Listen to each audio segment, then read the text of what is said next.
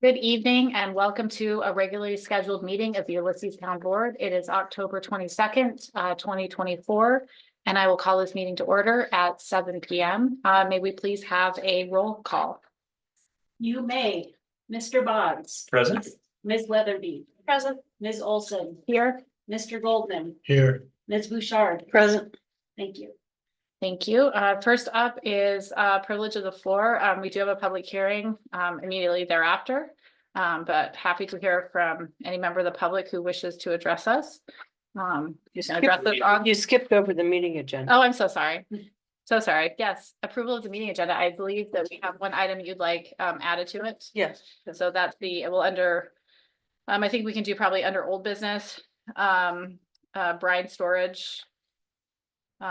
Legal opinion. So brine storage update, I think probably. Okay. Because I've got a little bit more than that. And we can add that as item C under old business. Thank you. Were there any other changes, modifications to the agenda packet that was, or the agenda that was posted on Friday?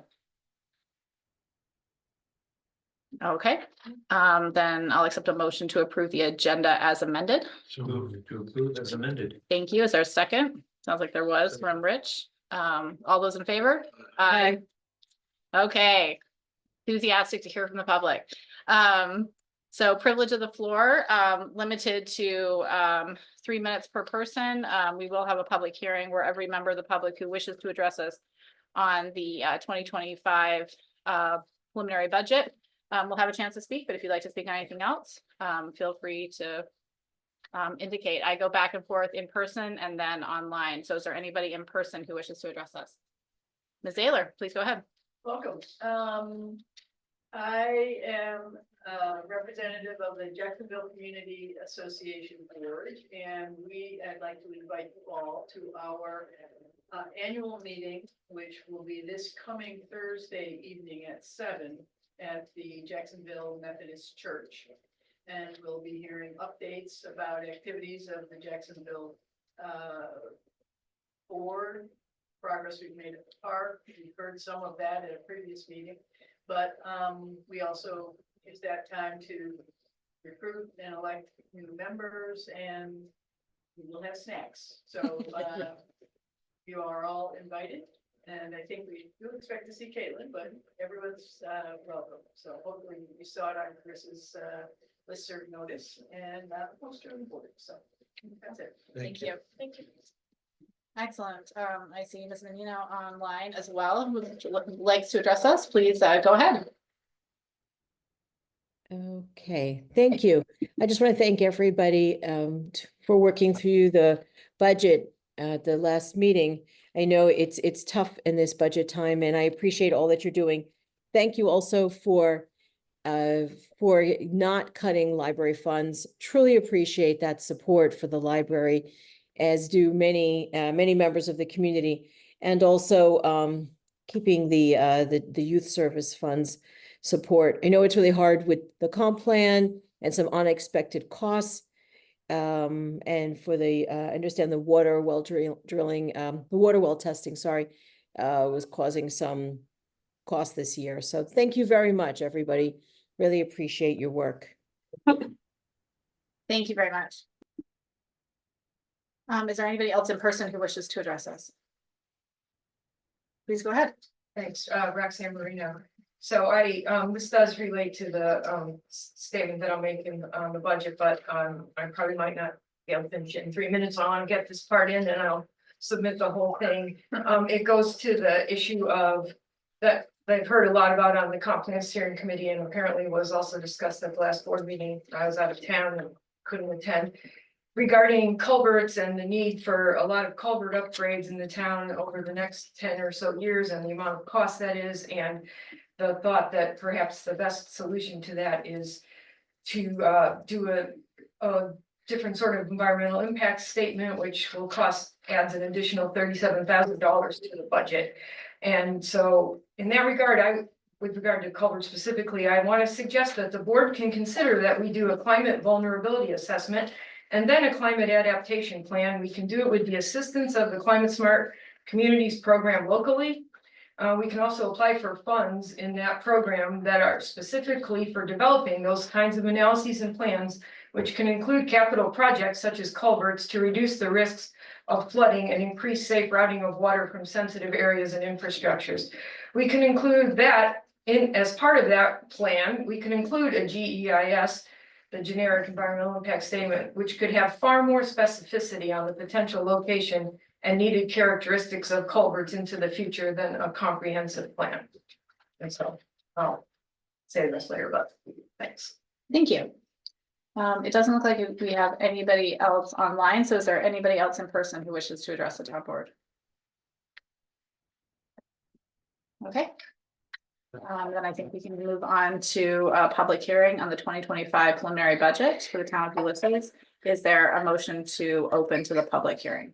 Move to open. Thank you. Is there a second? Second. All those in favor? Aye. Okay.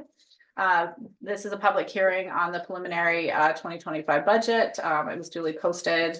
And this is an opportunity for the public to weigh in on the public on the budget. Everybody who wishes to address the town board has an opportunity to address the town board.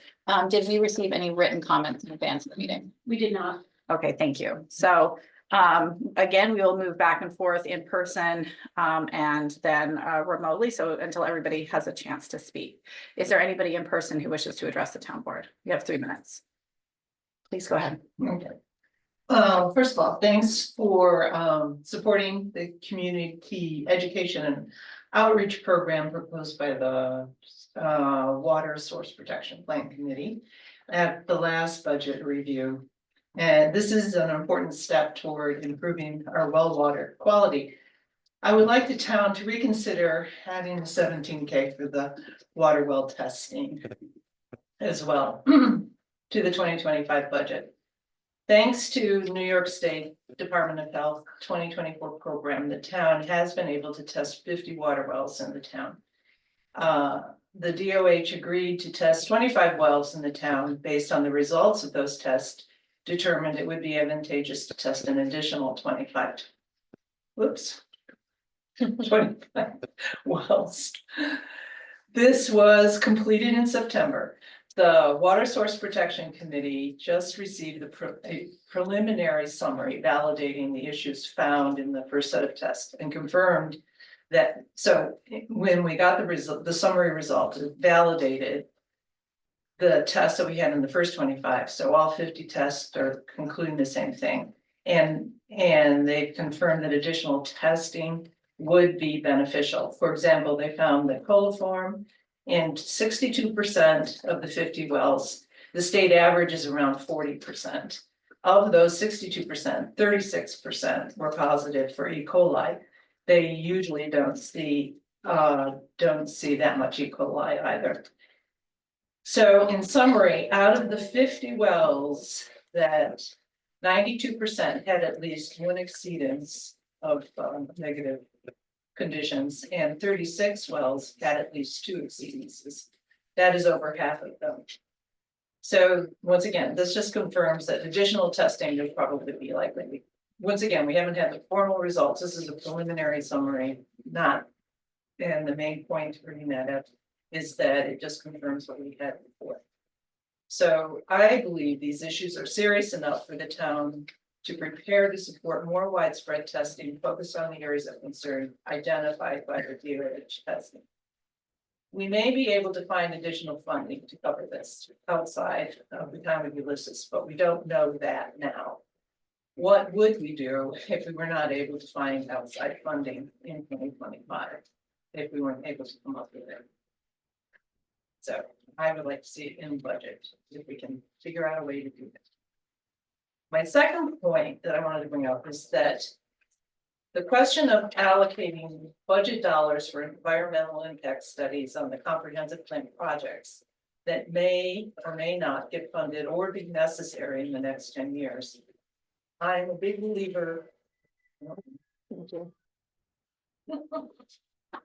3 minutes goes by quickly, doesn't it? Is there anybody online who wishes to address the town board? Well, Is there, I think she should, as a member of the planning board as well. so We can. We should let her finish. So typical fashion for public hearings is to allow each member of the public 3 minutes, and then we can open up again for another round. So that's what I think Okay. we should do, because I suspect there's another member of the public who wishes to speak. So, is there anybody else who wishes to address the town board? Please go ahead. Nancy Zeller, and first I just want to thank all of the members of the town board. I certainly know how hard you work and how thankless your job is, so some of us notice and appreciate what you do. And probably the budget is one of the most difficult things that you have to do, and I've looked through the budget. I haven't been in a lot of your meetings, but I know that you've had some external cost increases that are certainly, many of which are beyond your control. And I just wanted to speak in support of the budget that you presented, to say that I think you've done a reasonable job of trying to balance investments in core functions of the town and some of the other investments you make in the people and young people in the town, community services, as well as the environment. Each and every faction and facet of the community probably deserves more support than you have been able to provide, but I think you have done a good job at trying to balance those competing interests and managing those external cost increases and while trying to be as fair as possible to the taxpayer. So thank you for that. Should come to more of our meetings. Nancy did more than her service. So you're all welcome. I'm well aware of Nancy's. Is there anybody online who wishes to address the town board? Is there anybody else in person who wishes to address the town board? Please go ahead. Thanks. I'm Roxanne Marino. I'm a former town board member, town supervisor, currently the chair of the Conservation Sustainability Advisory Council and a member of the Comp Plan Steering Update. And I also am well aware of the work that goes into the budget and appreciate all that the board has done and the detail they presented, and thank the town board and staff. I want to speak to concern with one large appropriation item added very recently and without what I feel is adequate vetting of the need and cost benefit in what the board has characterized to be a tight budget year. $37,000 was added to the B fund in the budget at the last town board meeting to include a generic environmental impact statement as part of the comprehensive plan update. Generic EISs can be prepared for comprehensive and other resource management plans, but they are not necessary. While this might be reasonable as an approach from a best case planning perspective for the town, if we had the resources, it's not clear that for our town, the benefits on the 10-year horizon that are being justified are worth the costs in this budget year with its many pressing demands. I have concerns about the process used to bring this forward, both to the Comp Plan Steering Committee and the town board for consideration, and the resulting lack of time to gather information on specific advantages and adequately hear and address potential concerns. During the RFQ process for seeking consultants and then evaluating the responses, the two responses, a GEIS was not raised as an important component of the scope of work. In fact, the consultant selected specified a different seeker process often used by municipalities. They quoted an additional cost, which is now $37,000 for a generic environmental impact statement. The other consultant included a GEIS in their scope of work for within $2,000 of the budget proposed by the selected consultant without the GEIS. The importance of a GEIS as a component of the scope of work for the comp plan update was never raised during the evaluation of the two bids in any of the discussion. There was too little transparency in the process of introducing this added work item and cost to both the Comp Plan Steering Committee and the town board.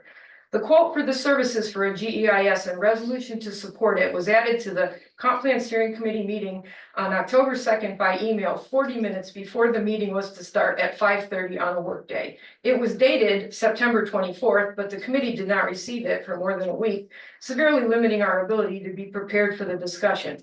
At the town board meeting the evening of September 24th, the tentative 2025 budget was on the agenda and was presented by the budget officer.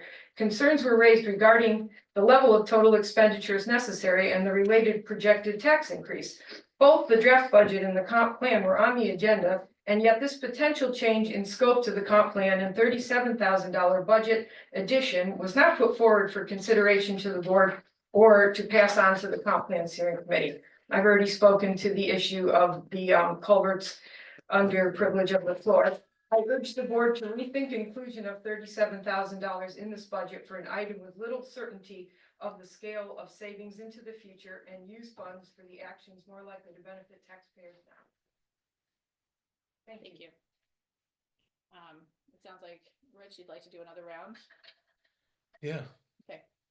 So is there anybody who already spoke or who hasn't spoke, but I think nearly everybody has spoken, who would like a chance to speak either in person or online? Please go ahead. Okay. You have another 3 minutes. Sorry, folks, our printer's dead, so I have to use it. So my second point is that I question the allocation of budget dollars for environmental impact studies of the comprehensive plan projects that may or may not get funded or be necessary in the next 10 years.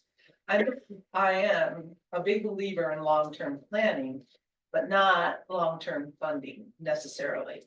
This is a very tight budget. I believe it makes sense that all the costs associated with a project be deferred to when the project is ready to be implemented, when budgets are different and when we have more concrete project plan. If you do this, then you can deploy 2025 funds on short-term problems you have, like water quality and stuff. Thank you. Is there anybody else who wishes to address us a second time? Or first time? I forgot. Please go ahead. One little point. The other part, if I was looking at the budget correctly, I noticed and I wanted to commend the board for being able to budget for unappropriated fund balances at amounts that are higher than your target. That sounds like good fiscal management and to be commended for that. And I don't know the competing pressures, but if you're trying to do something and you've got some savings available to offset some of the shorter term needs, that might be something. Thank you. Is there anybody else who wishes to address us? Please go ahead. Yeah, I guess I'll just put this in. And again, I really appreciate the work that the board has done, and they have done a very good job. I'm strongly concerned about this, and so I'm gonna keep at it from a sustainability viewpoint. One major justification that the comp plan steering committee and the board heard for the potential large savings into the future with doing a GEIS now is the likelihood of several necessary culvert upgrades throughout the town over the next 10 or more years.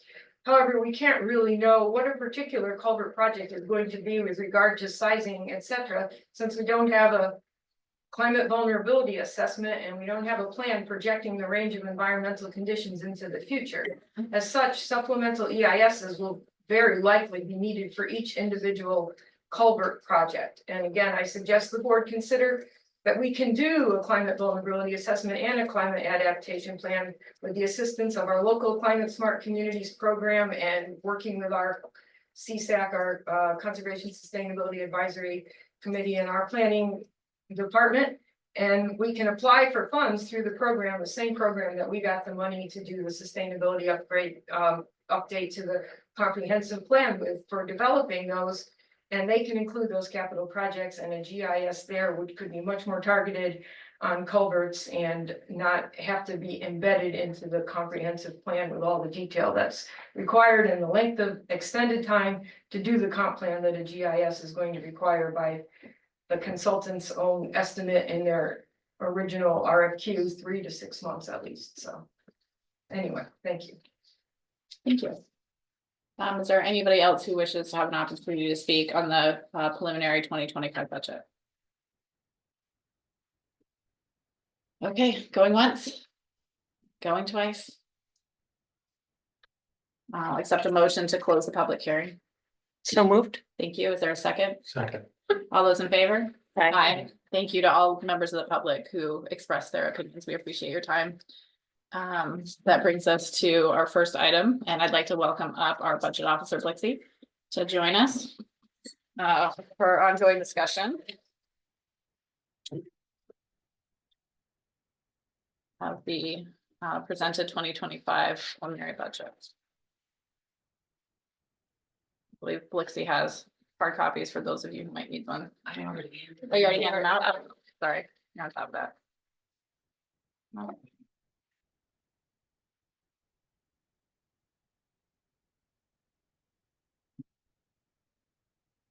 Okay, so I was gonna ask, the last time the town board met, there was a desire to speak with MRB, our consultants. Which you did, and so I was hoping that maybe there could be an update to the Yeah. rest of the board. So, given the concerns you outlaid, we set up a phone call with MRB to discuss this issue, because I was very surprised at the $37,000, and I agree with, and I had questions about why it wasn't in their proposal. So we had a conversation with them. Liz was on, I was on, their lawyer was on, a couple of their people were on. Well, Niels. Niels was on. And the way I got, the way I distilled it was, they didn't put it in there because they didn't think it was necessary. It wasn't like they forgot. They have, their policies generally are, I don't know all the acronyms. That the GIS is not necessarily needed. And if you go point by point with the projects, you need an EIS. You need what is it? So for any project through seeker, if it's a type 1 or an unlisted, you need the full form, which is similar to what any project would go through that the planning board would see or we would see. And there's 8 pages, about 18 different categories of comments or questions that you have to address Right. for your project. So At EAF, full environmental assessment. so their recommendation basically was to just go as you're going, and if you need it, you need it, but they didn't think it would be worth the $37,000 to do it now. Or to do it at all. Right, their experience has been that they have not included it. It is DEC's recommendations and that you do a GEIS. It says it right there in the seeker handbook. That a GEIS is recommended for comp plans. Not saying you have to, but it's what it stated. And our town council had been reached out, and we asked him about it, because we did notice when we were evaluating the responses to the RFQs, that one consultant had included it and one didn't. And we decided to see how the progress and the process started going. We can go through the process of seeker, assuming we're going to do an FEAF, which is the form that you fill out. There's 2 questions that'll be applicable to a comp plan. Is it a legislative act? And there's a general question about, is it compliance with the town needs? What's not going to be addressed and what we cannot complete with certainty is whether there's going to be any impacts from any resulting activities that we recommend in the comp plan to wetlands, T&E species, community character. So as we go to fill out the part 2, which is what we did last week for the 2 law changes, where Caitlin goes through and asks for the 8 to 10 categories. Do we feel like there's any potential impact on water resources? We have to be, as a board, comfortable with saying yes or no. If yes is triggered on any items, from water resources to air resources to community character, that automatically puts us into an EIS anyways. So the thought was, and it was discussed in the line by lines too, was when we received the quote from MRB on the potential need, like, should we end up triggering or decide to go as a comp plan steering board and a town board to go to the GEIS, what would that cost? And so because of the timing, trying to move the comp plan forward and be realistic in the budget, we decided to, at the line by line, it was talked about to include the 37,000 in the budget. Cause if we ultimately don't need it, it could be reallocated to other items. But it'd be worse if we go down the route of just using the FEAF and the current scope of work that MRB has, and then we need an EIS because one of those items is triggered and we have a potential adverse impact. Then we're scrambling at that point to come up with the money. Well, we'd have to do a budget adjustment. Right. How would that process go? Well, the issue is, where does the money come from? Right. And right now, it's being allocated out of fund balance. Right. That's where it would have to come from. Right. And we know in the B fund, our challenge here is that the B fund, when, as it is now, is at its target. So Right. we were reluctant to bring the fund balance down more. Right, but if we take out the 35,000, that'll prop up the B fund balance by 35,000. It would, and if you don't use it, it would also do the same. Right, but by putting it in at 35,000, we're not putting in something else. Or we're burdening the B fund with the. And in a way, you could say we're putting some savings into the B fund if we don't. Yeah, if you chose not to budget it and it just dropped to the bottom line, then your fund balance would be larger. But if you're choosing to replace those funds with another project, such as the well project, and then you're in the situation of needing an EIS, then now we're dipping even further into fund balance beyond personally what I'm comfortable with. I mean, if we want to pull everything out and say, pull this out and say, we'll gamble on that and not use the B fund, I'm comfortable doing that. What I'm not comfortable doing is then reallocating money from that pot to another activity. And then gambling that we don't need an EIS, because the challenge with an EIS or showing whether or not a full GEIS is going to be necessary is that we don't yet know what's in the comp plan, right? Like if people have true there, and I think this is legitimate, if there are serious water situations, I can guarantee you that we're going to hear from more people wanting public water. And if we're expanding water districts potentially as part of in the comp plan, that has a very high likelihood of triggering needing a full GEIS. So it's us trying to prognosticate of what's going to be in the comp plan to determine whether or not it's going to trigger a GEIS. And there's a lot of unknown there. So if everybody feels more comfortable not allocating the money in the budget and leaving it in the fund balance and doing a budget modification, then I can get on board with that. But I'm concerned that if we allocate that to the fund, don't allocate the funds and reallocate part of those funds to another project. And then I think that there's a high likelihood that we might need it because I had a member of the village board reach out to me and say, we just did our comp plan. We didn't have to do a full GEIS. And I said, yeah, you live in the village of Trumansburg. What did your comp plan do? Were you talking about new water lines? Were you talking about new sewer lines? Were you talking about new large scale developments as part of your comp plan on something that wasn't planned already? In all of those cases, the answer is no. In the town of Ulysses, we have a wide variety of environmental considerations to take into effect, right? If we're reallocating, creating more of a conservation zone comes out of as the comp plan wants a larger conservation zone. If we want overlays for wetlands, things like that are not currently part of our zoning, but that's what comes out of the comp plan itself. It's really hard to guess what the implications will be. So there might be a benefit to the cost savings of future projects, but I think the comp plan alone does pose a risk of needing a full GEIS. And quite frankly, that's why the DEC, our legal counsel, and our certified planner, trained, well-experienced planner, are all recommending it. But I'm concerned that MRB, we've hired to do the comp plan, right? Didn't mention it and didn't think it was necessary. I find that really odd. I would say that they put that in a bid, and contractors put things in bids all the time to help lower their costs. And whether or not more needs to be done, the reality is we had a very short number of contractors. There were questions raised about whether, in terms of who responded to our RFQ, and the town board came to the decision that we were kind of a precipice that either we went with MRB or we went back to a full. I'm fine with RFQ. MRB, but going against their recommendation, I'm not so fine with. They basically. But they didn't say that they couldn't do it and they wouldn't Well, do it. yes, They just because said we're- right They now. don't recommend Because it. they right? don't know. Because they're the client, of course they're gonna, say what, that we they could think do we're it gonna if you say. want, if you want it. Yeah. But But- clearly, clearly, right, in that phone call, they were not promoting that we should do the GEIS.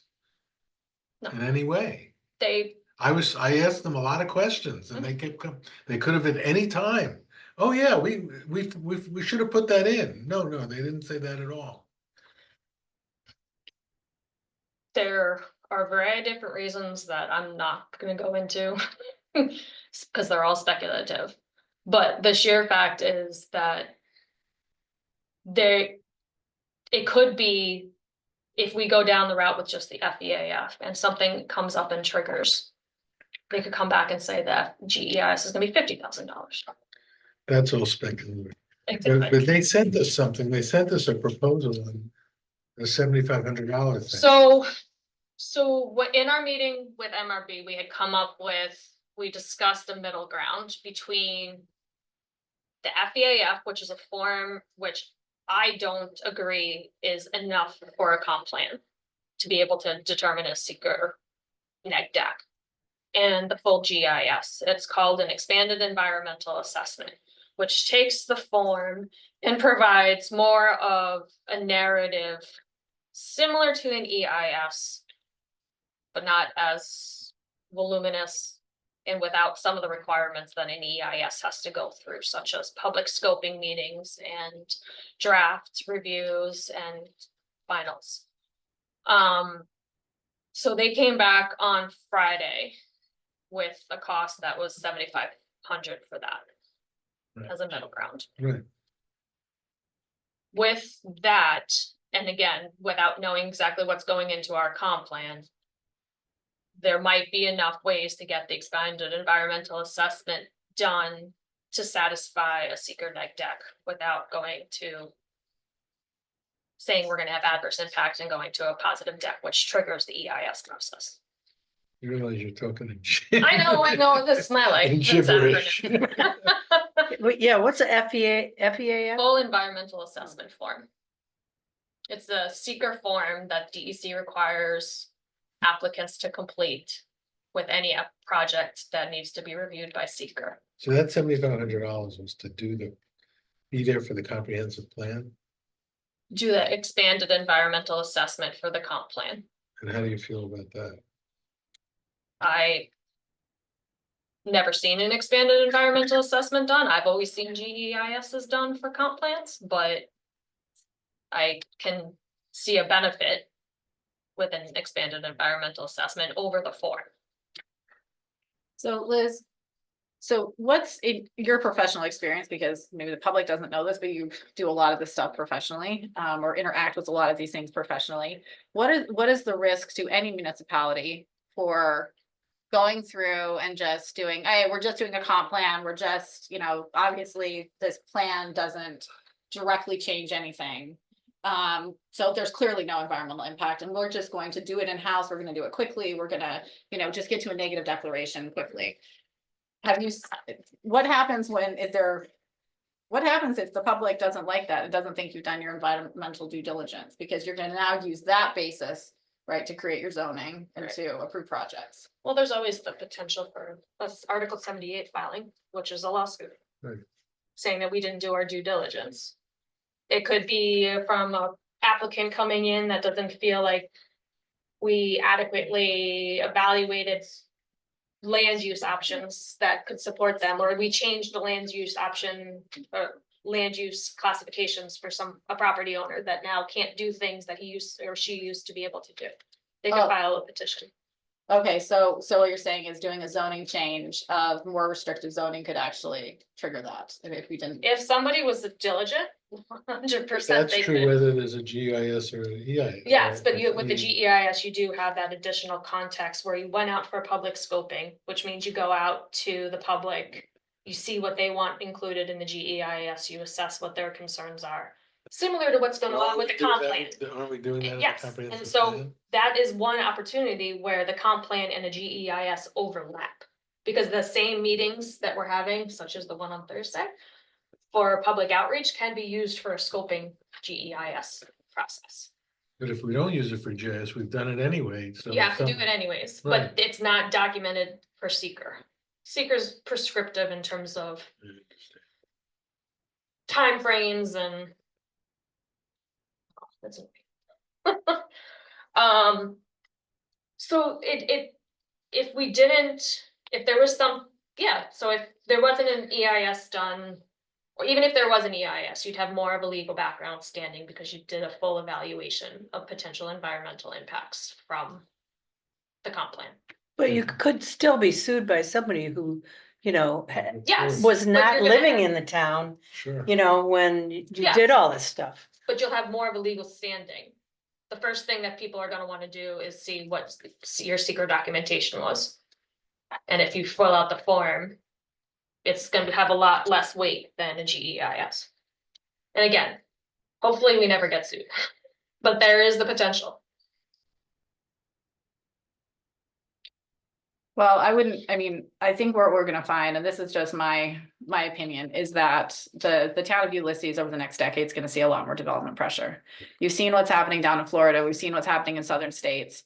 And for climate, if you look at climate vulnerability just as a factor, upstate New York is going to fare pretty well in comparison to huge swaths of the country. And what does that? That means imply more people rel- want to move here. And what And does that apply relative to the GIS? it means that I wouldn't be surprised to see that if we, in our comp plan, if we are going to be more welcoming to things like affordable housing, if we're gonna be more welcoming to things like water districts.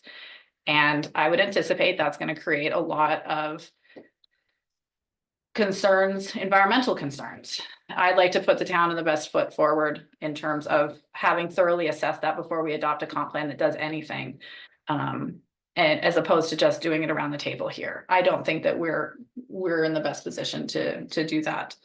And certainly we have an engineering firm to do the FEAS.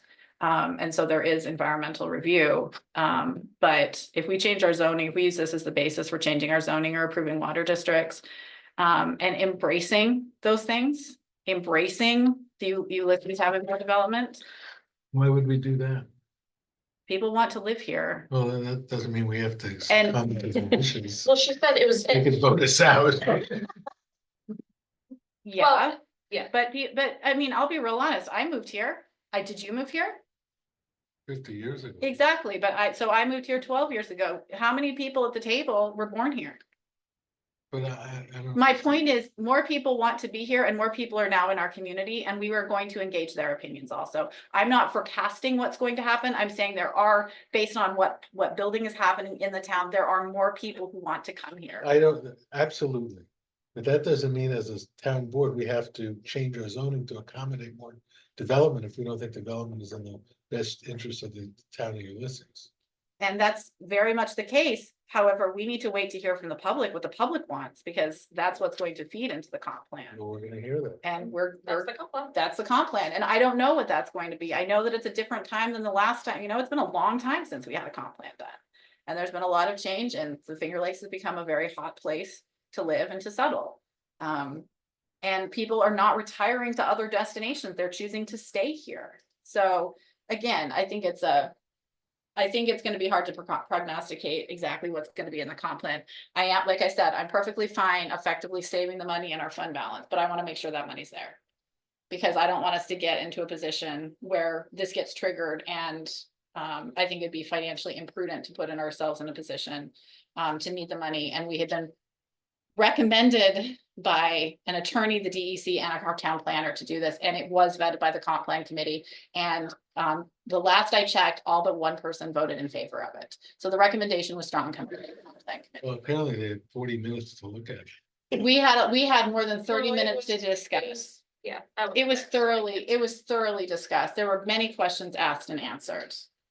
I would not like to go back and suggest that the comp plan committee felt like it wasn't a good idea, since people around the table had a very nuanced discussion about it. I think that does them a disservice.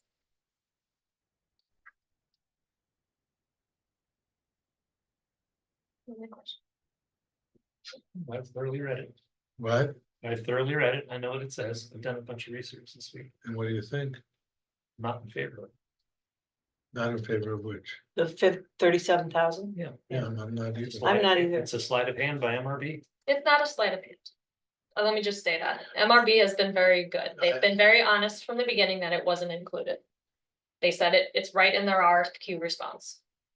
That if we needed it, that it would come in later and they could provide a cost. So just to get that on the record. I thought MRP was transparent on the phone call, but whether they are not, it's a different discussion if we think what we think and if we're gonna pull it out of the budget, which I think we're kind of in agreement with. Yeah. Well, how does that fit in with the $7,500? So the $7,500 is on top of what they've already costed us. Right, but that's for a supplement, an That is the expanded, expanded environmental environment, assessment. which would isn't be- as full as a GIS, Correct. but it's something. It could demonstrate the hard look at seeker, yes. And we, It's still gonna take a lot of time and work, but it's a middle ground. It's not an EIS and it doesn't follow the same statutes under seeker. Timing wise and public review. So it's a middle ground. So my understanding is that instead of the $37,000 it would be 7,500. that's 80% savings. It's not equal though. It No, can't be it's- used for any future projects. Right, I got that. So If we don't put it in and in the budget year, we think we need it, we still can appropriate the funds. Right, with the budget. as long as the funds are available. Right, Yeah. Well, there's funds in the unappropriated fund balance. Well, Blixie, would you mind touching on that and what your recommendations are also? So I just wanted to, if you go look at page, I don't know, I guess maybe it's 4. Where there's a summary of the fund balance information. Yeah. If we look at B and the adjustments that we made to get to the preliminary budget.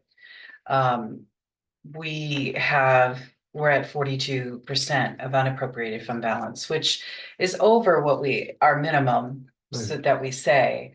But if we take that out and then appropriate for other things, my concern would be that we wouldn't have enough if something was But if we needed. take the 37,000 out, then our percentage goes way up. Yeah, I mean, not way up, but yes, Oh. it goes up. Towards Um, 50%. So that would mean that there would be savings there if you needed to use it in Right. the future. Right, I wouldn't I guess if you're all concerned about what the outcome might be and you're not certain what's going to happen as you go through this process, I would recommend taking it out and then and just leaving it there in fund balance as savings. And then as the year goes on and you have more information, you can decide further if you think you're gonna need to fund something more, or if you wanna look at some other initiative. I mean, but I wouldn't commit those are projects. right now. I mean, I wouldn't recommend it if Right. this is a risk that you have, if, that you think is a real risk that you might have to invest the money in that, depending on what happens with the comp plan. I don't pretend to understand all of the acronyms and legal stuff that you stated, but if there's a potential that you might have to do this anyway, because of something that occurs in your comp plan process, then having the money in your fund balance to be able to accommodate that makes sense. But so you have to consider that. And later in the year, if we find it isn't necessary, then you can use some of that money for something else if we need to. Yeah, You could. Mhm. Right, so I'm good with that. Mary, what do you think? So, I don't know, having MRB say that it's not really necessary is, it's like a big thing. And also, to spend $37,000 now in order to save money, 10 years into the future seems to be sort of a mismatch of the funds use and the trying to say, the funds use and the you know, it's money taken from prior taxpayers to fund stuff into the future, and so I'm a little hesitant about that. I'm not quite sure what the $7,500, it's not real clear to me what It's a rich exactly document that goes with is. the form. Can I just ask a clarification? You said earlier on in the discussion that depending on what happens with the comp plan process, if there's determination that there's some impact that could be resulting from the comprehensive plan, what's recommended, then an environmental impact study may have to happen anyway. Is that what you said earlier? Yeah. So that's really what I'm speaking to, is having the money set aside. So that if it looks like that has to happen. Yeah. That you have the funds to be able to do it. But as things progress, if it looks like you might choose a different path or a less rigorous process, you could choose to do that as well. Yeah. I just wanted to be clear, that's where my head was coming from. Yeah, so I would be in favor of removing the 37, but not not really changing the tax. Keeping it in the fund. balance. Yeah, keeping it in the fund balance. Michael? I'm not in favor of putting it in. You know, what I'm hearing is so the,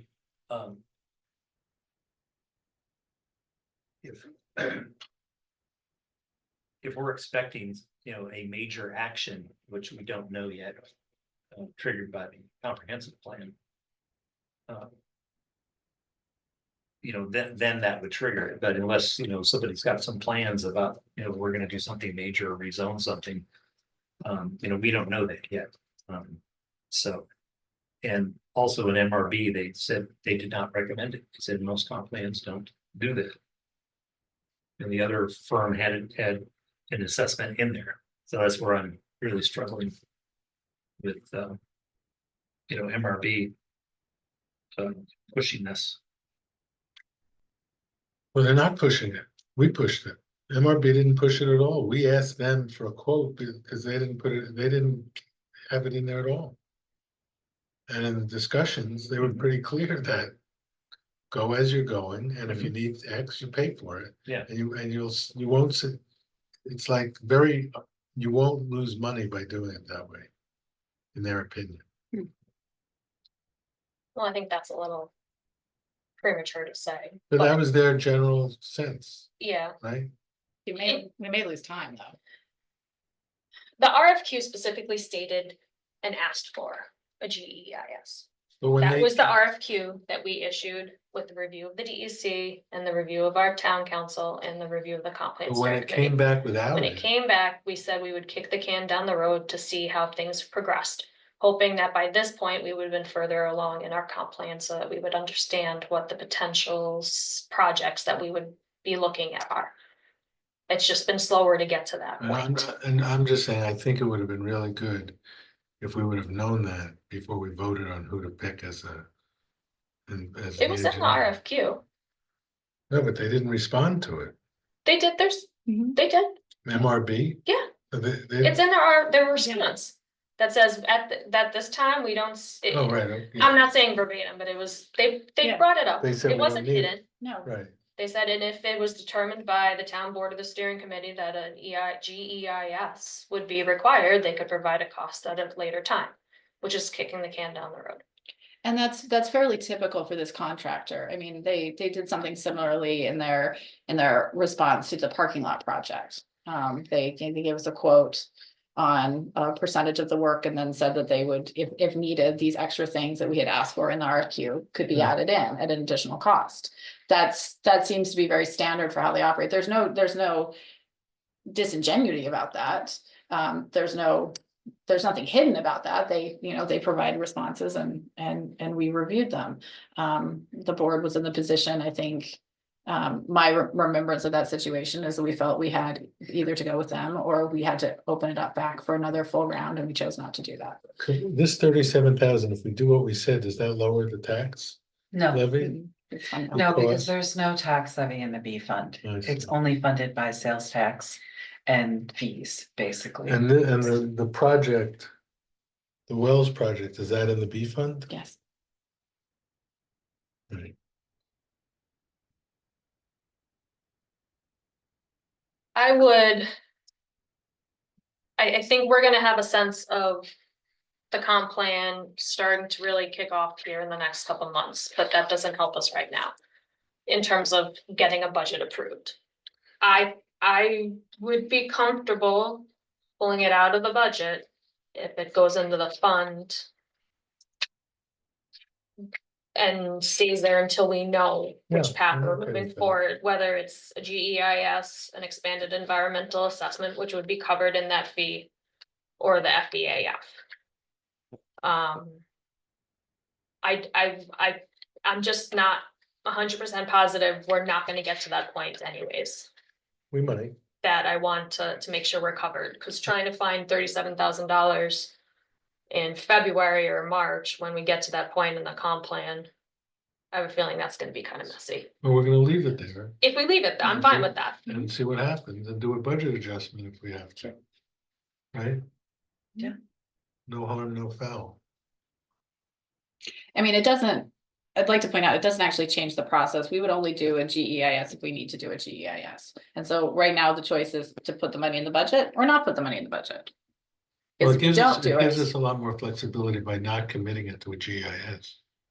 no, I mean, it would be Well, a we wouldn't budget be committing to modification. EIS until we start the secret process anyway. So even if we said we want to keep the $37,000 in the budget line right now, if in February we start the secret process and we determine that we can handle it through an FEAF, and then that money is not gonna be spent. Well, what are we allocating?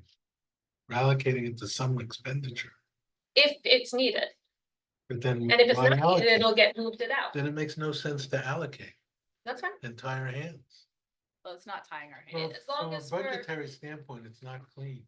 If you budget to 37,000 for the thing and you don't spend it, we didn't need to budget it in the first place. Well, but I mean, there's plenty of things that get in any budget that get budgeted for and things change and you don't do it that year or whatever. So that there's nothing dishonest. You should, if you think there's a high risk that you're going to need to spend the money, you should put it in the budget. If you think that there's a potential that you have and you need it, but you're not sure, then making sure we have it in the fund balance to be able to appropriate. Then that's fine. I just want to make sure that we have left the town in a good position, that if we trigger it, because I'm certainly not going to say, if we find out that we need to do it from an environmental standpoint, I believe in doing our environmental due diligence. I want to make sure that we have done our part. So I want to make sure that the town is protected, and our residents are protected by us doing that work. So if we want to just effectively save it and earmark it, unofficially in fund balance, I'm perfectly fine with that. I want to make sure it's there when we need it, if we need it. And if we don't need it, And great. we can use it for something else, right? Yeah. Okay. Let's take a look. Are there other things in the budget you want to talk about before we take a vote? I'm happy to go to a vote, but Let's take a vote and getting this back. Eliminating the line. I think Well, we need to take reducing a- it by 37,000 Right. Okay. or whatever. Yeah, Was it 37. 37 exactly? 37, 7,500. 500.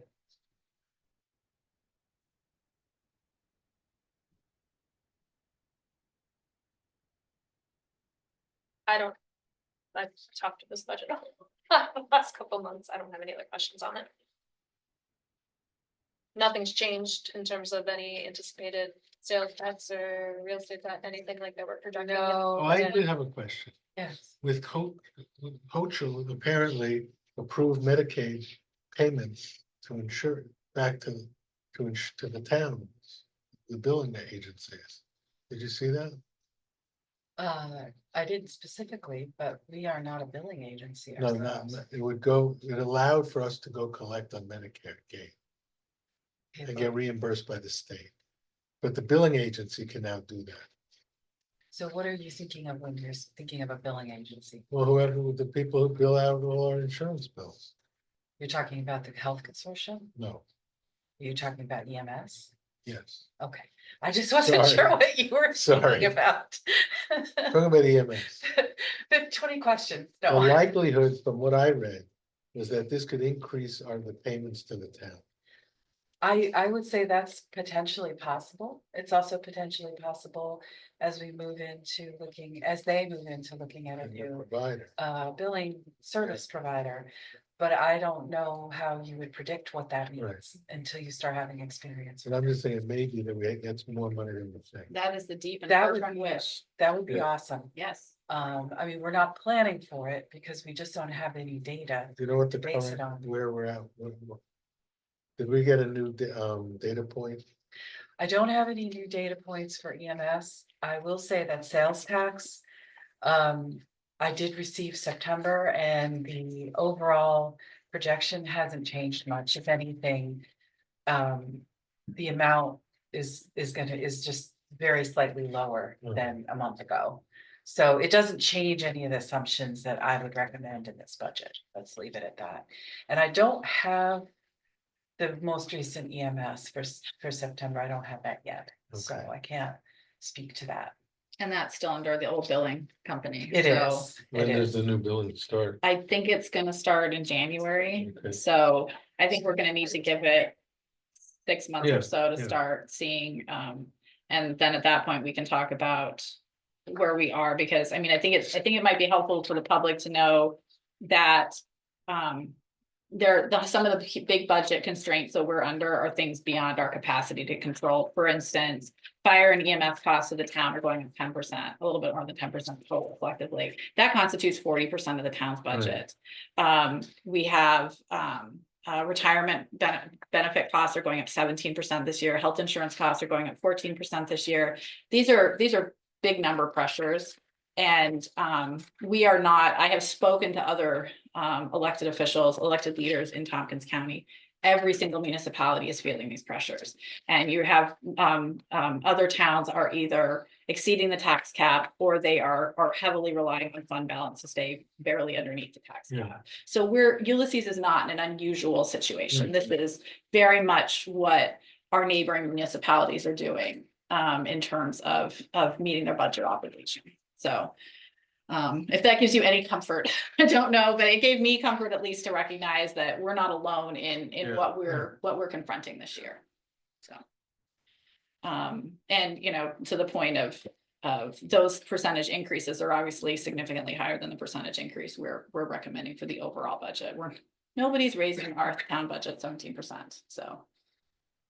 But, yeah, so I wanted to throw that out there. So what I'm hearing is we want to adjust the budget, the B fund line by 37,500. So we'll need to add that into an adoption resolution. Is there anything else related to the 2025 budget that you wanted to discuss before I move to a vote? Did you move it yet? I have not moved it, no. I wanted to wait to move it because we need the resolution will have to include any changes we're making, so I want to just keep it open for discussion. If there's any additional conversation, if not, I'm happy to move the resolution myself.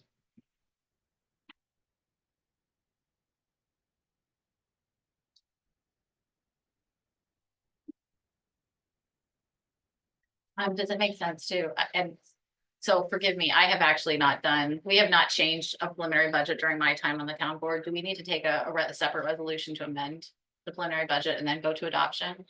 I don't believe so. I think that you're just making an adjustment based on feedback you received or other information between the preliminary budget and the adopted budget.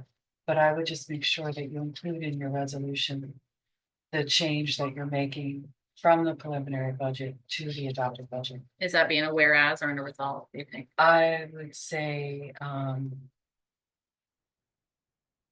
both. I mean, I could, you know, I think the whereas would be that you have further discussion and input about that particular item with your consultant and your comp plan. And that resolves that we're removing that cost from the budget, but allowing it to drop to fund balance, basically. So it's really two things, if that makes sense. So it's clear what the change is. That's what I would suggest anyway. Sure. Don't believe it has impact on anything else that's in that resolution. Like it doesn't change the tax rate, you know, or anything like that. I just want to make sure that I'm not. The refund can go from sales tax. And other fees and revenues that come in for like permits Right. and things like that. Yes, those are the things that fund. And grants. Yeah.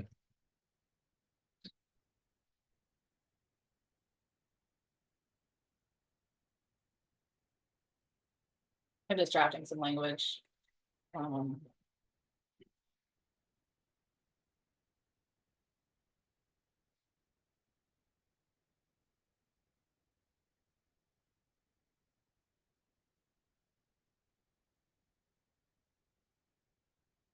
was just making sure there wasn't anything in here that also needed to change, and I don't believe so. Can you tell me what budget line it was? Yes, let me just here. It is B 8020.41. The 80/20.1. Point 41, 0.41. and it's called comp plan contractual. And it's changing from $125,500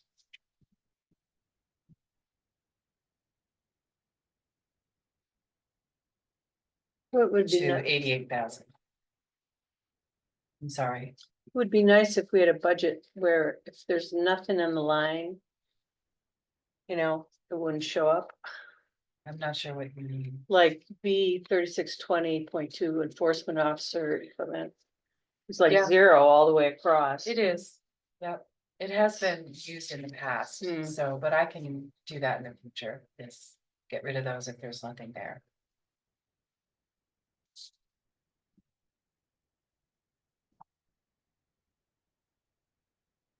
So the first whereas would be representatives of the Ulysses Town Board met with our consultants and the town board to discuss budget considerations for the town board meeting on October 22nd, 2024. And decided, desired to reduce B8, I'll continue this language. B 8020.41 comp plan CE from 125,500 to 88,000. So that's the resolved. So town board amends, this is the resolved amends the 5 preliminary.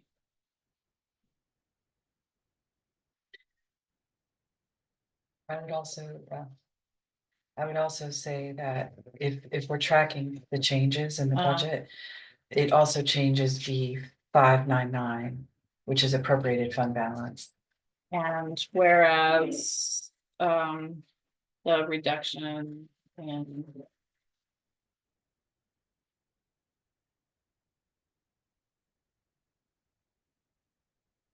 Also reduces, can you tell me what the language of that reduces what?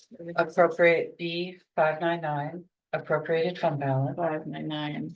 It also, it doesn't reduce, it increases. No, It it reduces. reduces. B9, okay. By 37.5. okay,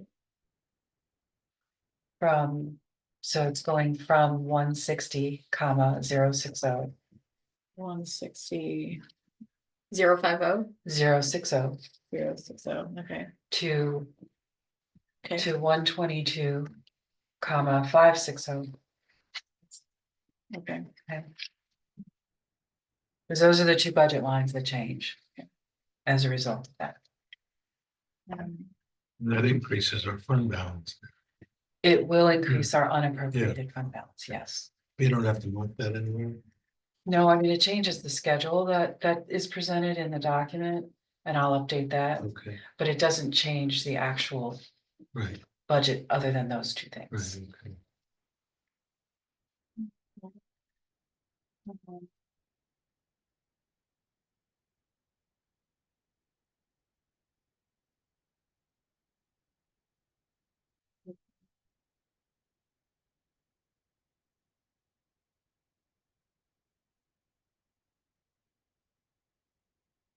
Okay. Got it. Okay, so I have those two resolved and further resolved. So Caitlin, this is a separate resolution, is the idea you're gonna, No, it's, you're adding it to. I'm adding it to the adoption, yep. Whatever, do you want me to read it? Yeah. So that's Yeah. all in. Whereas the town budget officer presented the 2025 tentative budget to the town clerk and the town board on September 24th, 2024, at the September 24th, 2024 regular town board meeting. And whereas prior to the presentation of the tentative budget, there were 3 public sessions to conduct line by line budget review on September 9th, September 11th, and September 12th. And whereas the town board discussed and considered the 2025 tentative budget on September 24th in a regular meeting and October 9th in a regular meeting. And whereas the town board accepted the preliminary town budget for 2025 on October 9th, 2024. And in accordance with New York State Town Law, Section 108, set the public hearing date for October 22nd, 2024 at 7 p.m. in person and via Zoom. And whereas notice of the public hearing was in the newspaper on October 12th, 2024, posted on the town's website on October 15th, 2024, posted on the town clerk's board on October 10th, 2024, and included in the town's newsletter on October 18th, 2024. And whereas a public hearing was held on October 22nd, 2024, where all members of the public were able to comment on the preliminary budget in person, via Zoom, telephone, or in writing. And whereas the tax levy limit set by the New York State Office of the State Comptroller for the town of Ulysses for the year 2025, is 2.98%. And whereas the town of Ulysses board adopted local law number 2 for 2024 on September 10th, 2024, that allowed the town to exceed the tax cap for the 2025 budget. Now therefore be it resolved, and whereas, now this is where my reading, switching gears, sorry. And whereas representatives of the Ulysses Town Board met with our consultants and the town board discussed budget considerations at the town board meeting on October 22nd, 2024, and desired to reduce the 8020.41 comp plan CE from 125,500 to 88,000. And whereas the reduction in B8020.41 comp plan CE from 125,500 to 88,000 also reduced B599 by 37,500 from 160,060 to 122,560. Now therefore be it resolved that the Ulysses Town Board amends the 2025 preliminary budget to reduce B8020.41 comp plan CE from 125,500 to 88,000, and be it further resolved that Ulysses Town Board reduces B599 by 37,500 from 160,060 to 122,560. And be it further resolved that the Ulysses Town Board adopts the amended 2025 preliminary, adopts the 2025, not amended, adopts the 2025 preliminary budget as amended, as amended. As the final budget for 2025 for the town of Ulysses, with a resulting 5% increase in the overall tax levy, which exceeds the tax cap, and with a 2.4% tax rate decrease and an overall final tax rate of 2.2510% per thousand taxable assessed value, TAV, for town residents outside the village of Trumansburg of 4.96% tax rate decrease and an overall final tax rate of 1.1098 per thousand taxable assessed value for village of Trumansburg residents. And be it further resolved that the town clerk shall submit a certified copy of the adopted 2025 town budget to Tompkins County. So I will move that. That was a mouthful. I will move that. Is there a second? Second. Any further discussion? Yeah, I'd like to read something into the record. So, I have reservations about the proposed 2025 budget and the budget preparation process that prevent my voting in favor of its adoption. Budget incorporates a series of compromises about what to fund and what not to fund. I cannot have it all. Board needs to ask the hard questions and make difficult decisions about what to include in the budget based on thorough analysis, open discussion, and sound evidence, not on last minute submissions and changes in project proposals that leave inadequate time for the proper conduct of our fiduciary responsibilities. The 2025 budget is structurally unsound. It relies on near historic tax increase of 5% and makes excessive use of fund balances and questionable shifting of expenses between funds. We're using a disproportionate share of fund balance to balance the budget. How will we stop or even slow the process for the next budget period in 2026? We do not have a plan for that. Budget officer seems to share some of these misgivings in several areas of the budget. She queries their verify comfort with level of appropriation or consider sustainability. Consider the following. We have had large increases in highway department salaries that alone take up all available tax cap space. Trumansburg Village continues its multi-year shift of the financial burden of the ambulance service to the town to balance its own budget. Insurance costs have risen 14%. Information technology costs are spiraling upward with no signs of slowing down. All these increases are occurring without the board taking a hard look at cost containment without adequate discussion and negotiations over alternatives. These costs will continue to rise unless we start asking hard questions and making difficult choices. Proposals for assistance in preparing the comprehensive plan. We've received 2 proposals for preparation of the comprehensive plan. The 2 proposals were never presented for full discussion and vetting to the town board. Rather, the comprehensive plan steering committee reviewed and passed the recommendation to the town board. Proposal by the MRB group was accepted. The rejected proposal, CRRC at $110,005, had included a generic environmental impact statement in its scope. Original MRB group proposal did not. For the October 8th meeting, the budget committee added $37,000 above the existing $109,750 contract to the budget to pay MRB for a GEIS as part of its comprehensive plan support.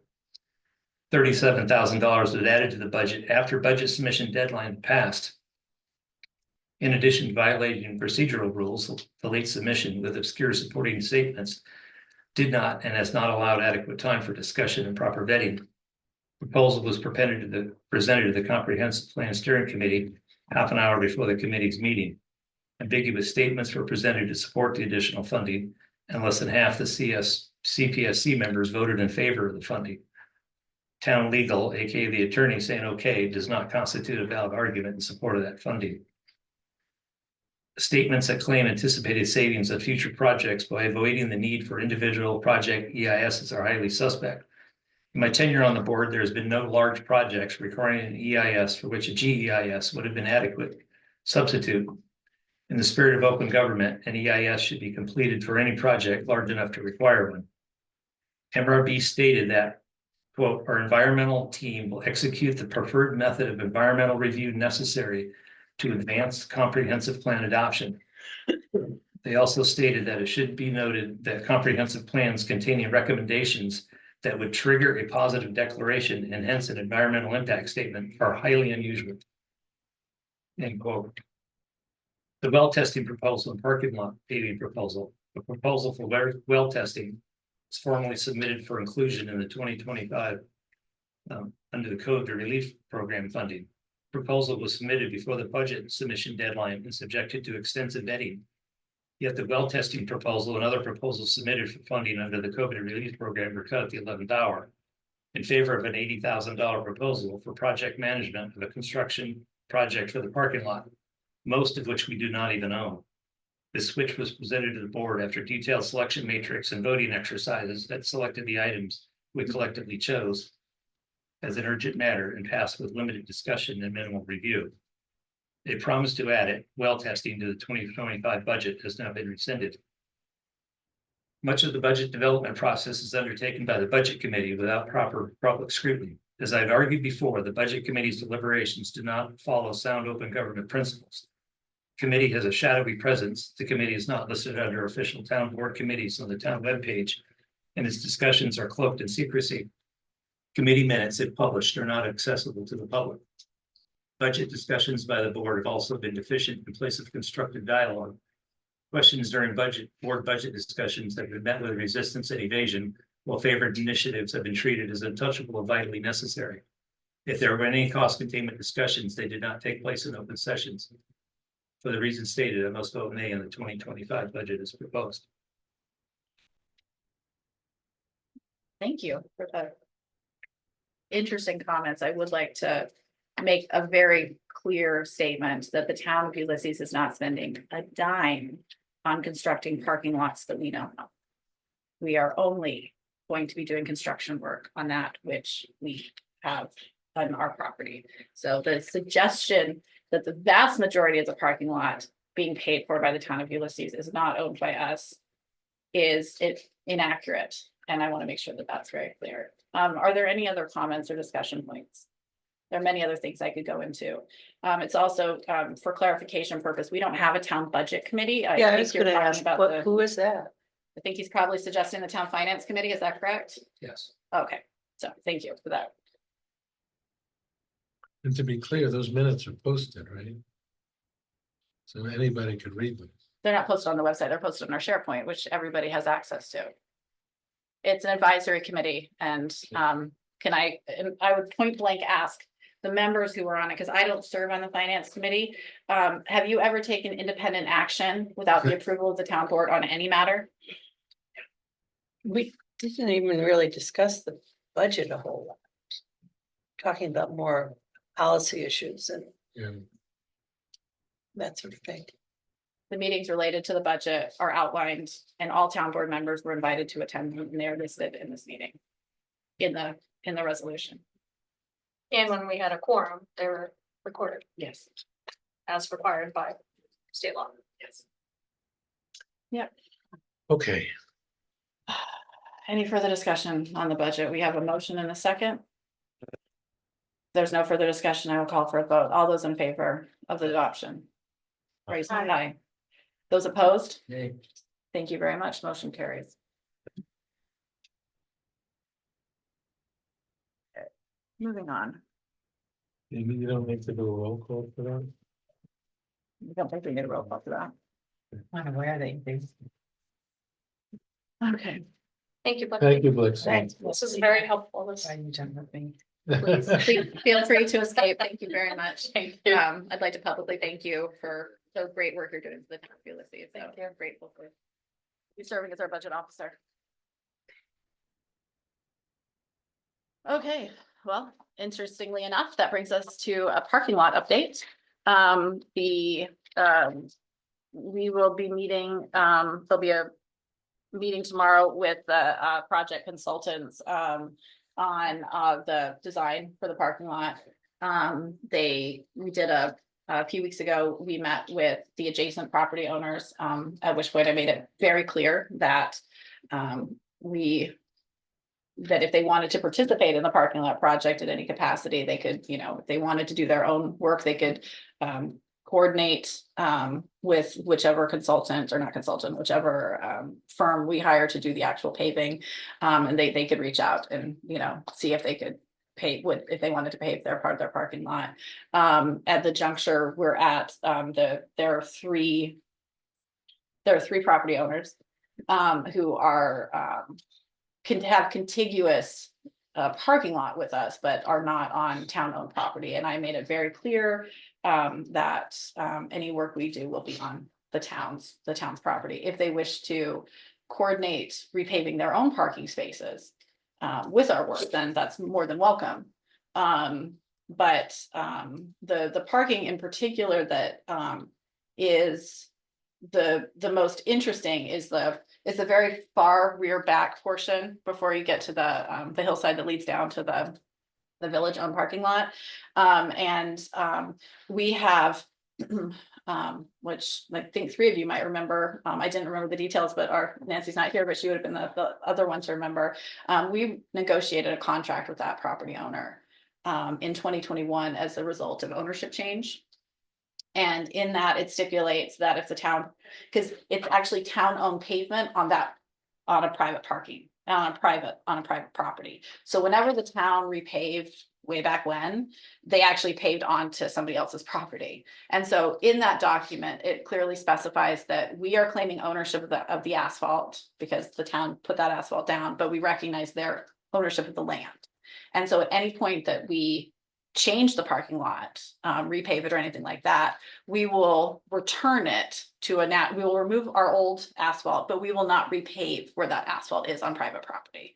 So the line will end for us at the edge of our property. And so, if that property owner or any of the other property owners end up wanting to mesh with our work, then that can happen in the future. It doesn't impact the town actually one way or the other. They were definitely interested. There was definitely interest in at least 2 of the my impression was that there was definitely interest in 2 of the 3. There's a third that doesn't sound like there's any functional value to them doing it. That's perfectly fine too. What further engineering look at the parking lot look like is that we should be able to just, it seems like we're perfectly capable of handling water and everything else on town owned property, which is that was the takeaway from the meeting. That regardless, and that's the message I've put out, is that we don't have time to wait around for other property owners to decide to if, when, maybe. So 6 months from now we'll think about it. That if they weren't if they're not willing to jump in onto a project, then we're moving forward with it. And at this point, it's most suitable that if they want to, like I said, wed their new asphalt with our new asphalt, then that's a perfectly feasible thing for them to undertake at that point. There's a lot of value to the property owners, other property owners not jumping in on a project that we're doing because we have to prevailing wage. So that will drive up costs a little bit in comparison to someone in the private sector purchasing paving. So it's probably in their best interest to just, try to pave concurrently with us. But either way, we're going to be able to move forward on that. So I haven't seen the new design because, like I said, that meeting's happening tomorrow. But there may be, we have 3 weeks between before our next meeting, and I may need to call a meeting in that time period, and I'll try to work around everybody's schedule, but I may need to call a meeting in order to adopt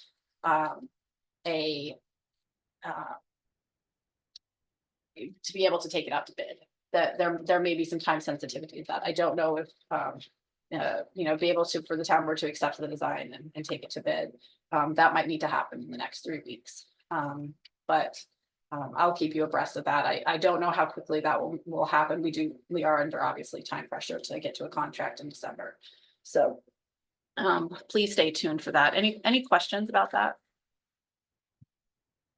One thing that I think will be exciting if the new design that the engineer thought when he did the site visit a few weeks ago was this berm out in front that juts out. That's actually for stormwater retention, and right now it's not actually doing a whole lot because there's nothing being directed to it. And actually in a new parking lot design, the hope is actually to be able to direct stormwater runoff to that so it can actually function more effectively, which would be great to be able to do that. So hopefully I'll be able to give you that update. Okay, and then item C of new business or old business, the brine storage update. Folks will remember a couple months ago, Clean presented, which is an organization that's concerned. One of the things of concern is that there are that Cargill is operating salt mine operations under Cuba Lake within the town of Ulysses, but on state-owned land. Research and all the evidence suggests that these permits have been in place going back to about the 1920s. And again, this is on state-owned land. Town does not have jurisdiction over state-owned land. But the town board got a presentation. There was interest in from the town board of getting more legal clarity. So I had the town attorney reach out to their attorney. It took a little bit, took about a month for their attorney to get back to our attorney. But they did have a conversation. And what the recommendation came back to us was that an appropriate thing for the town to be able to do, because the town doesn't have jurisdiction over this land, but we do have concerns, or we may have concerns. I'm not saying the town board does, but there may be concerns of how these mines are being cared for or used for holding brine. It sounds like they're transporting brine from basically seepage from one mine shaft into another one. That the town may have some concerns about that, and if so, it's the recommendation was that basically a letter with comments could be submitted to DEC, who is in charge of that process.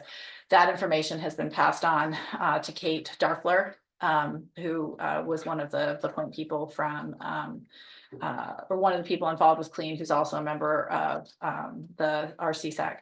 So she's going to be taking it the next steps on there, but I did complete the circle on that. And so I would anticipate that we're going to be getting recommendations, possibly from CSAC about things that we could identify as concerns and submit them to DEC. So is that, yeah, absolutely. Any other questions related to that? Okay, and then moving on to new business. I wasn't planning to go into deep conversation about it tonight, but I did want to make the board aware that I received information from the from the thank you, the assessment office. I was about to say comptroller, and like that's not what Jay's office is, from Jay Franklin. And the county has raised increased some exemptions for seniors and veterans. They've raised the thresholds, and they've outlined what they've done. And so I just wanted to share this with the board. We can choose to take action. We would need to take action, I believe, by February or March I think it's March of next year, in order for it to apply to the 2026 tax bills. So I wanted to just make sure you were aware that the county had done this. Sometimes municipalities like to parallel their own exemption increases with the county. So I just wanted to bring it to you and get some direction of how the board would like us to address it. And this is for next year? Be for 2026. 2026. 2026. It would not be for 2025. Yeah. Okay. So I was trying to figure out. They can, so the county is our exemption the same as the county's? Or can we set a different one? We can set a different one. Yeah. Lower than theirs? Yes, I believe so. Yep. Yep. So we don't have to take any action, and our existing exemptions would remain in effect. But if we choose to raise the minimum or increase the maximums, then we can do it Well, in parallel. like the veterans exemption amounts. Well, I don't know. The county last increased the exemption amount 2,000. So that's like 25 years ago.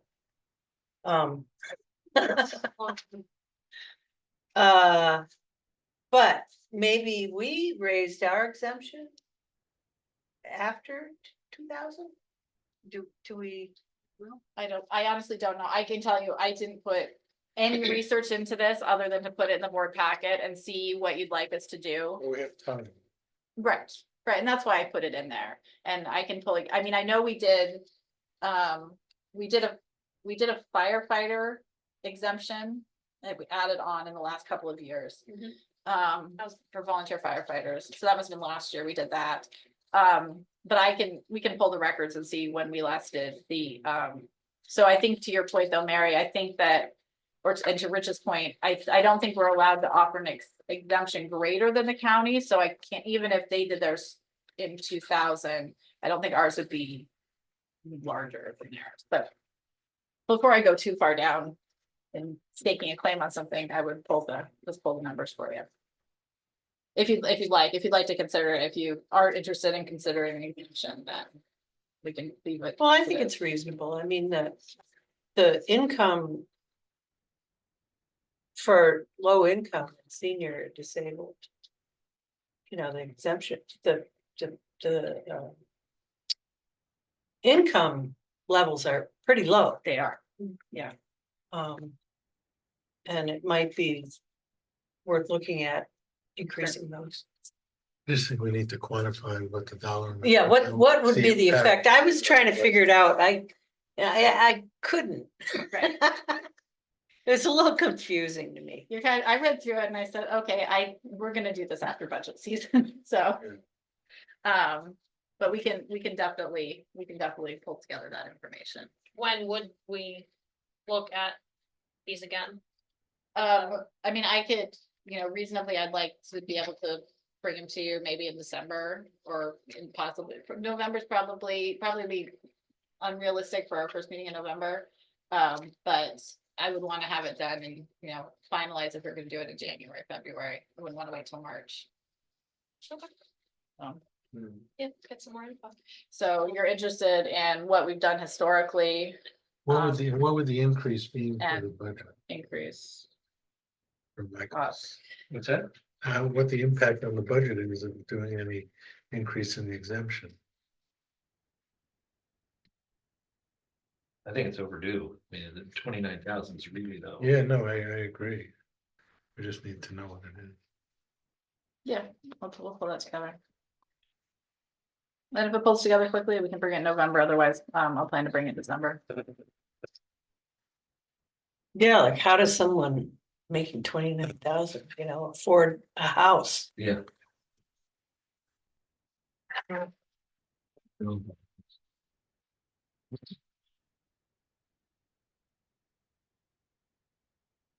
Okay, and then tax exemptions, okay. And then, I wanted, so nothing else with that, that was all from that. And then, potential cancellations, I didn't know what people's travel schedules were. I'm assuming you don't want to hang out with me at Town Hall on the 24th of December. We typically do cancel that one. I'm out of town on November 26th. Okay. I'm thinking that November is gonna be like, I think we'd be in fairly safe circumstances canceling the November meeting with the supposition that I may need to call a special meeting to deal with the parking lot. Yeah, that's fine. And I would, as always, do it around your schedules. As best as we can, with some notice. So if you're gonna be out of town, is anybody else traveling? I'm gonna be here. Okay. I have no idea yet. You have no idea. Worried about next week now. I understand. Do you feel comfortable going ahead and canceling that? And then if we find we need a meeting, Yeah. we can Sure. reschedule it? Okay. Okay, so, and then, The 26th is before Thanksgiving. it is, it's the Tuesday before Thanksgiving. Okay. Thanksgiving's really late this year, so Okay. typically like last year, we had Thanksgiving and then we had a town board meeting the following Tuesday, but the way the schedule works this year, this is the week of Thanksgiving, so that's why I was questioning. Yeah. Whether people were available. Okay, so then I'd move the resolution resolved that the Ulysses Town Board cancels the following scheduled town board meetings. It's November 26th, I think I said, was that right? Yeah. And December 24th. So moved. Any discussion? All those in favor? No, Aye. Okay, thank you. And then upcoming events, I did not put it, but, and I should have, but on Thursday, there are, well, Liz, why don't you, do you want to say what's happening on Thursday? With the comp Yeah, plan? let me get the times up. I'll So pull it up. we're gonna do the first, the comp plan, MRB is gonna be in town. And they're meeting at the fire hall. Anybody from the public who wishes to talk through some of the focus groups, are welcome. It's, so from 12:30 to 1:30, they're talking, economic development, housing, historic preservation, and the built environment. And then from 5 to 6 that evening, they'll discuss environment, natural resources, climate change, and resiliency. So this is the first of several focus groups and meetings that we'll be having, just to get some of the voice from the community. So I recognize the 12:30 to 1:30 doesn't always work for working. How'd you pick folks, the though. focus groups? Is Those are that the topics of the Okay. comp plan. And people are gonna be invited, or is anyone can come? That anybody can come to And talk how are we through. promoting it? It's on Facebook, I saw. It's in the It's in the newsletter. newsletter, Anybody who signed up for the comp plan. Yep. Steering committee. which or we have a committee listserv listserv. for. Well, it was in Friday's And newsletter. we're talking about it now for all our viewers. Yeah. Is it on the website? It should, Yes. Okay. Sure, put it on the website. So that's tomorrow, and then, that's Thursday, I'm sorry, yes, that's Thursday the Thursday. 24th. Apologies. And then next Thursday, there will be, folks from, primarily my office and youth development, handing out candy at town hall, for Halloween, because we're also handing out information about things the town is doing. Because there's a target audience of people who will walk right by us and take a piece of candy, and their parents will get a handout, about what's going on with the comp plan, what's going on in recreation, what's going on in youth development, and anything else that, that Carissa wants to make sure that we cover that the town's doing. So that's going to be happening, on Halloween, on the 31st, and then, the, town hall and other buildings will be closed on November 11th for Veterans Day, and then we have our next regular meeting on the 12th. But very likely possibility of a short meeting before that. That brings us to, approval, of the minutes. We had minutes, that were posted online for October 8th. I need to change my resolution because I forget what October 9th. Yep, I did. Sorry about that, Krista.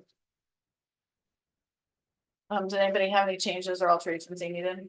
I have a physical copy here if anybody wanted to go through it in person. Yep. Hearing none, accept a motion to approve the minutes of October 8th as presented. So moved. Is there a second? Second. All those in favor? Aye. Aye. And then board notifications, I already told you about potential calling the meeting, and that brings us back to privilege of the floor. Open up my timer.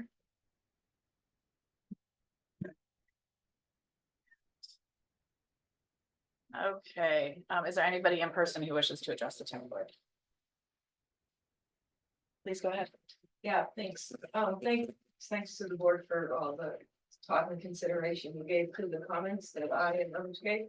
I really appreciate all the work you're doing.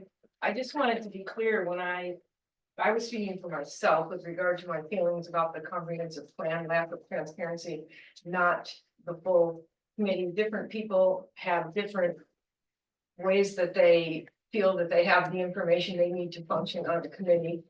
I feel like there was a memo that was written a week before and we never got it until 20 minutes before. I would have been able to look at that stuff because I have a background in it. I've thought about it a lot.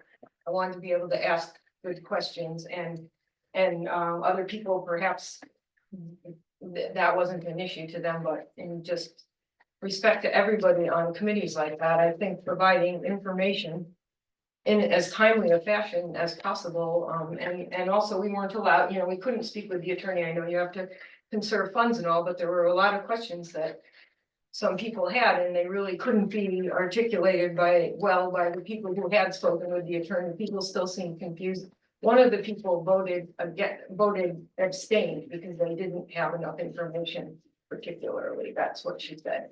So, and several people weren't there, so it happened very fast. It was pretty important, I think, and so I'm really looking forward to us being able to have more information and talk that through as it goes, because we've, never done that in this town, not to say that it shouldn't be done, and a bunch of other towns do it the other way, doing the EIS and finding normally a neg deck, and there's a seeker hearing and people have to give input, and there's a whole way that things have gone, and to protect us from getting sued, and with zoning, then you have to do another environmental impact statement. So I think it's important for us to understand those different aspects of it, the comprehensive steering committee and the town board, before we decide on expenditures. So thank you for putting off thinking about that and for hearing me on the process.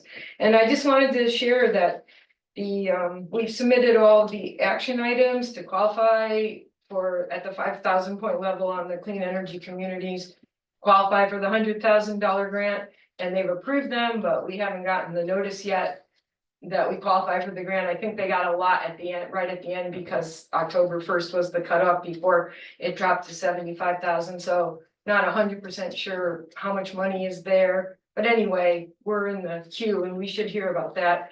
And we also got approved for the building energy study, and so we're just waiting for that to walk through whatever steps it is, and then there'll be a contact meeting with you, Caitlin, and I guess Scott would be good to have there to figure out when the person who does the analysis can come and work on that, and we can work with Chris and Jerry, who's taking over some of Chris's duties because he's gotten promoted to another job. So that's all moving along, and maybe I can write to Chris, but maybe we want to put some of that stuff in the stuff the town's done for sustainability and energy, and saving the taxpayers a bunch of money on things we have to do in the building. So anyway, that's all moving along well. Great. I don't know that I've seen any documentation on the projects that have been, I mean, I've obviously the 50,000 and the, Right. so, but I didn't see anything on the building study. Could you mind forwarding none of that stuff's been approved? There It's come hasn't to been me. anything yet, except Chris, I wrote to Chris when I just got back from being out of town and said, they said you qualified for a building study, and I said, well, then what's next? And he said that I didn't exactly understand what he said, but he was in contact with them, and that as soon as things move through whatever process, they contact our clean energy communities coordinator first to set up a meeting with the municipality. So that's all I have is the little, you sent this in and it's been approved. Yay. And Oh, so okay. I No, can send you yeah, that. no, I'd appreciate that because that's great to hear. And I just- actually, you should have gotten it I because didn't you're on receive the. that. I don't think I received that one. Yeah. I saw the other ones. All right, I'll make sure to forward them. I thought you were Awesome. getting them because you were listed as obviously the. I don't think I did. I mean, I could definitely Yeah, be no, wrong. it's fine. Certainly I'll- stuff slipped I'll through, just but send them, that'd be so- great. Awesome. Double's better than not at all. Absolutely. Absolutely. Thank you. Okay, yeah. Appreciate it. Yes, Cynthia, please go ahead.